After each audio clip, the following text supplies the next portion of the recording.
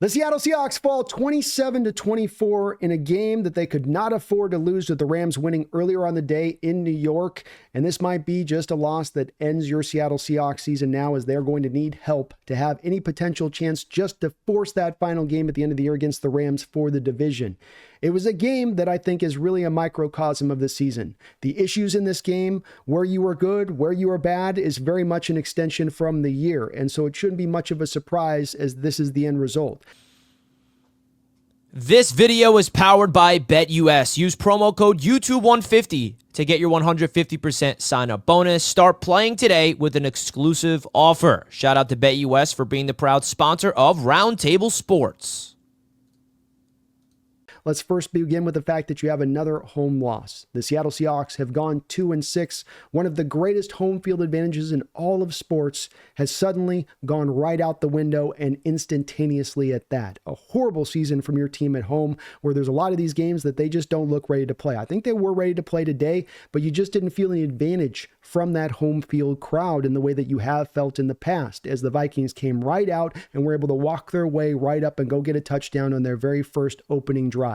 And I think you saw first, from a defensive standpoint, two different defenses operating with two different mentalities. Brian Flores, for his 2 years there with the Vikings, will pin his ears back, will dial up those stack boxes. He will get creative with his defense. McDonald will get creative with his defense, but really only kind of here and there. And really when you only get in teams into sort of those third and longs. Well, the Vikings sort of executed a lot of what the Green Bay Packer game plan was last week. We'll run the ball just enough. We'll then work those little short throws to the flat, a lot of short throws in general, not really trying to push the ball up the field. We'll take those slow moving drives and we'll go get ourselves a touchdown in the back of it. Whereas then you see on the very first drive for the Seattle Seahawks, taking over after the Vikings went and got a touchdown, the first thing the Vikings do when they get the Seahawks into 3rd and 2 is stay with a 4-man front like the Hawks did? No. They'll dial up those stack boxes. They'll bring the simulated pressures. What does that then cause? The Hawks to get jumpy down there on the line of scrimmage. You get a false start. It takes you from 3rd and 2 to 3rd and 7. And something we've learned about the Hawks this year is if they end up in a 3rd and long, 3rd and 7, 3rd and 8, 3rd and 9, it's game over. They're not going to convert it. On this day, I think you started out like 0 of 10 on third downs. And in large part of that was the fact that you were in 3rd and longs. Hell, the first third down you actually converted in this game was a little throw to the flat, and Zach Charbonnet, who was able to take a 3rd down and 10 play and get the first down on it. So again, you just couldn't get yourself to 3rd and makeable throughout the game. And that then made your offense very then inconsistent on the day, where it was either feast or famine. You're moving the ball down and you're scoring, or you're getting nothing. It's 3 and outs and you're right off the field. Again, this is a bit of an extension of what we've seen throughout this season from this team over and over and over again. So it shouldn't be much of a shock that that's how they played in this football game.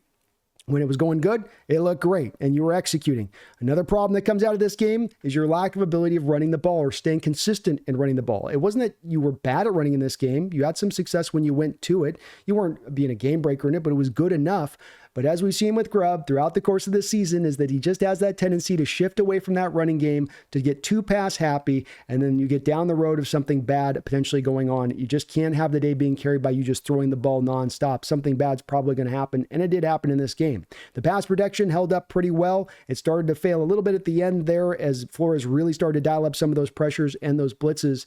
But then we come back to another thing that's a part of what you've had on the good and what you have on the past. Good side with Geno coming into this game, and where there's a lot of, I think, disagreement and arguments when it comes to Geno on this matter, is that he has a lot of great throws for over 300 yards, deals with Brian Flores' blitz by and large throughout most of this game really well, makes some great anticipatory throws, beats the blitz over and over at times, just doing really smart in what he's doing, especially understanding that he's not got much of a running game to work off of in this game, or at least not much of an OC who's willing to lean on that running game. But then the bad throws.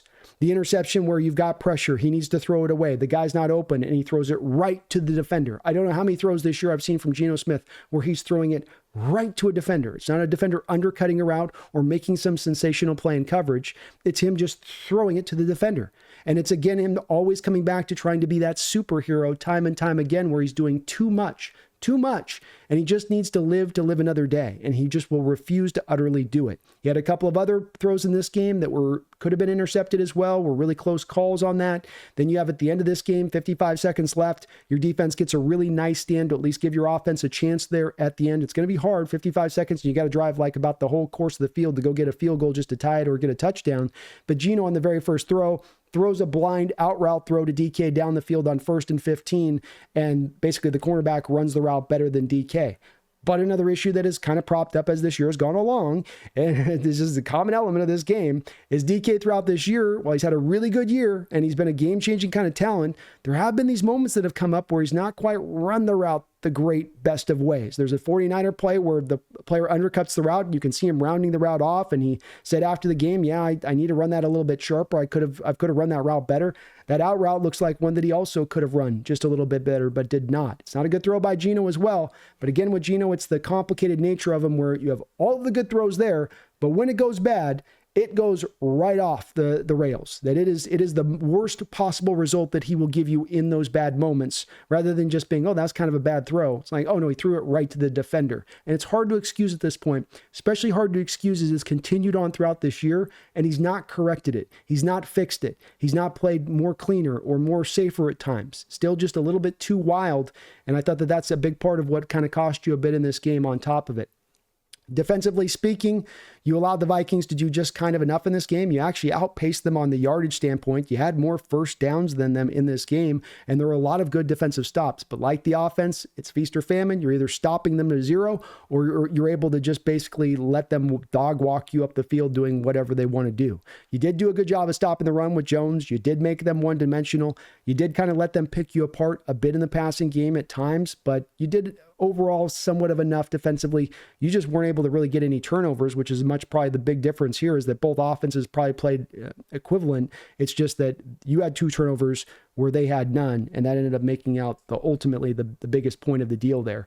There is still some boneheaded mistakes from the defense like you had from offense, another carrying theme from this year, and I'm bringing up these carrying themes because this is a big part of what the Hawks are going to have to consider this offseason and how to drive this team now to a contender state. These issues, these liabilities that you've dealt with this year, are they just going to continue into next year if we don't kind of better handle this down? And the mental errors, 4 pre-snap penalties by your offensive line this game, 4 false starts. You have a moment in this game on a 3rd and 8 where you get a big time stop and you're like, yeah, and you hold them to a field goal. But then Trey Brown, your cornerback, is aligned offsides on the play. He's in press coverage and he's aligned over the line of scrimmage on the play. A completely boneheaded error, which he then compounds by coming back on the very next play and giving up a touchdown over the top. But it's that first play where you had gotten the stop. All you got to do is not line up offsides. The simplest of things with this team at time are the toughest of things to overcome. Geno, you're down the red zone. You're under pressure. Just throw it through the back of the end zone. It's first down. Live another day. No, I'm gonna force it on in there. And there on that play with Trey Brown, a guy who struggled to get on the football field, a guy who's had his job overtaken by Josh Jobe on this season, a moment there where you can kind of recapture some of your ability of what you thought coming into this year, put some good tape out there, and you can't even line up right? Are you kidding me? Are you kidding me? And there's some spots with this team over and over again I come to where I go, boy, are you kidding me on some of the stuff and what you do? And it's those kind of moments that above all else that you go, can't explain it, don't understand it. You should know not to line up offsides as a defensive back. Or if you're going to come up and be that tight up and press, look over at the referee and go, am I in the right position, ref? And he'll give you the nod like the receivers do. Hey, am I okay, ref? Yeah. Look for confirmation. It's as easy as that. But not thinking. Not thinking. Too much not thinking, too much just playing, and not enough using your noggin at times on both sides of the ball with this football team. The refs weren't the best in our favor in this game. I think if there was 5 or 6 calls that were on the line, they all went against you. But I'm not going to make any excuses here. We lost this football game. We had plenty of opportunities to go take it. We just couldn't go and take it. And we let that Viking team beat us at home. Team's got to look at itself very clearly in the mirror this offseason and make some big-time decisions about what they're going to do here. And it's not going to be easy as you'd maybe like it to be, where everything's settling up this year at the end.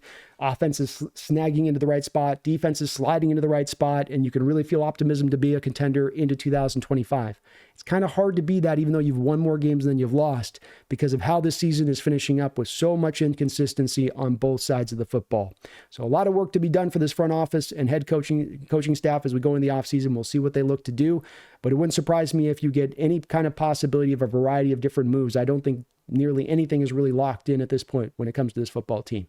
See if the Seahawks can turn this around on a very short week against Chicago. Let's see if Arizona Cardinals can do the Lord's good work against the Rams this next Sunday. But a tough result for the Seahawks as they fall to the Vikings in a tough season overall when it's all said and done. This video is being powered by BetUS, the #1 online sports book in the world. Use code YouTube150 to get your 150% bonus on your first deposit, 125% on your next two. That's up to $2,000.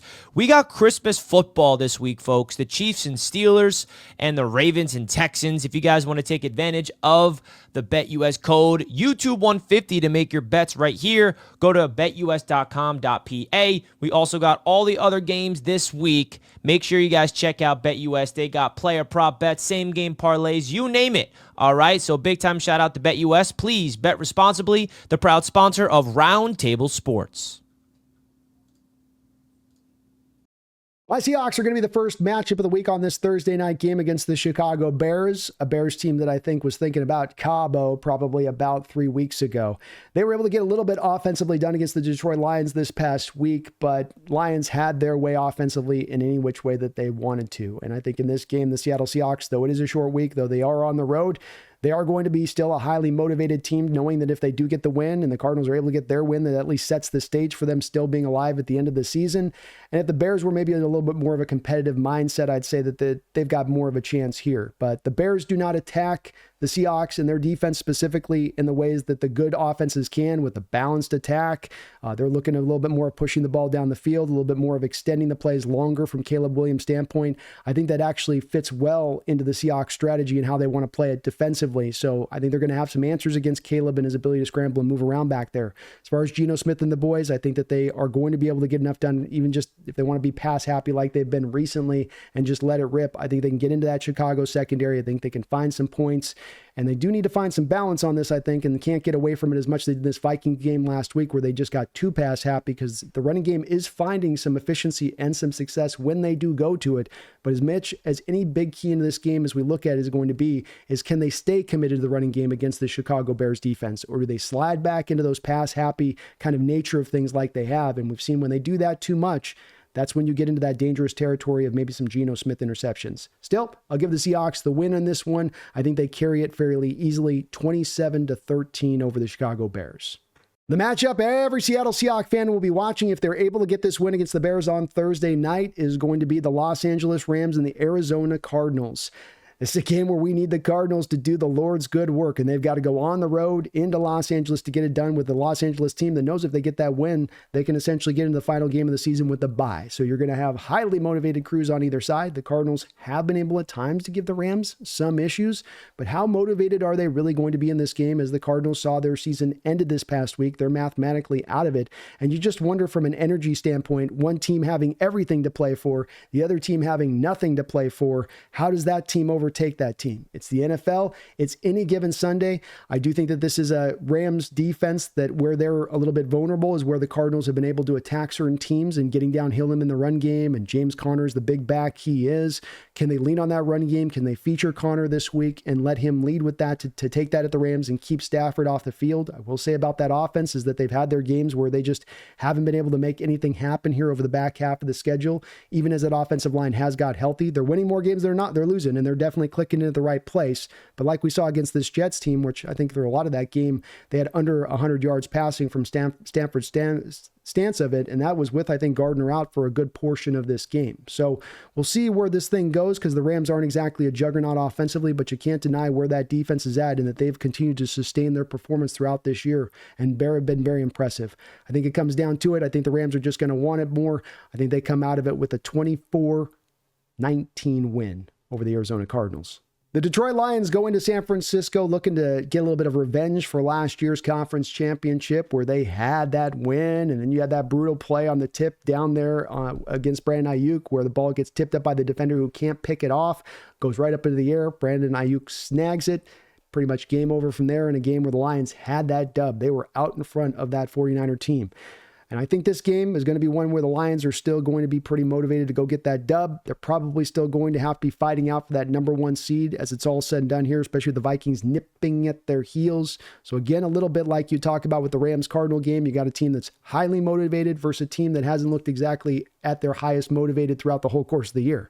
They've been somewhat kind of running a little bit hot and cold at times on the type of team that you get to see show up from that Niner team that is still very talented and still very capable. Still, I think with the Lions having something to play for, trying to get that number 1 seed, trying to get that bye so they can rest that very ailing roster, that's enough for them to kind of carry the day here, especially with the Niner team that's just not at their full strength here as it stands right now. They're not full on limping to the end of the season, but they just haven't been at their strongest at any point in time in this year. They've never really gotten it rolling, and I think this is a game where the Lions are really going to be able to give it to them and probably give it to them pretty easily. So I give the Lions the nod here, 24-10, mainly on the back of just being very balanced as an offense, being able to hammer the Niners in the middle of the field with the passing attack. And defensively, I'm sure the Niners are going to be able to make something happen as far as moving the ball goes against this Lions offense. As you saw the Bears last week, you've been able to have some success here with them because they are so light because of all of those injuries.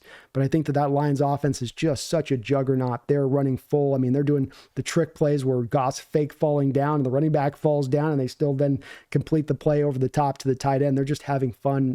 Ben Johnson is in his bag right now, and they're rolling as strong as you could possibly hope, offensively at least, as they head into the postseason. And I think it's one of those games where their weak defense will not be enough for them to cause the lose. It'll be the strong offense which will really carry that day. So I give them the nod. I'll go 27-17, 27-21, Detroit Lions.